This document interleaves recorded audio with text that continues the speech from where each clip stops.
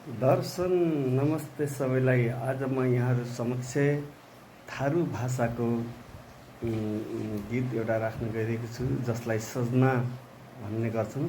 सजना एउटा थारू संस्कृतिको लोकप्रिय गीत हो र त्यो सजना गाउन म गइरहेको छु र यहाँले यस अब हेरेर मन पराइदिनु होला।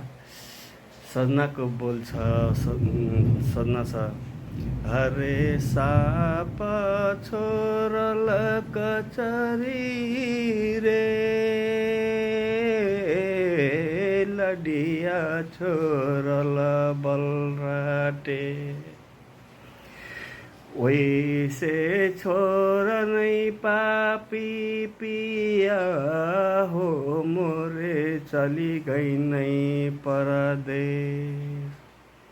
नेपाली भाषामा यसको अर्थ भन्नुपर्दा, जसरी सर्पले काँचुली फेरेर जान्छ, त्यसको सर्पलाई काँचुलीको माया हुँदैन, त्यसै गरी नदीको पानीलाई बालुवाको माया हुँदैन।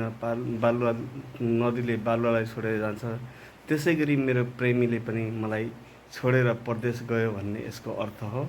र यति भन्दै बिदा हुन्छु। दर्शन नमस्ते।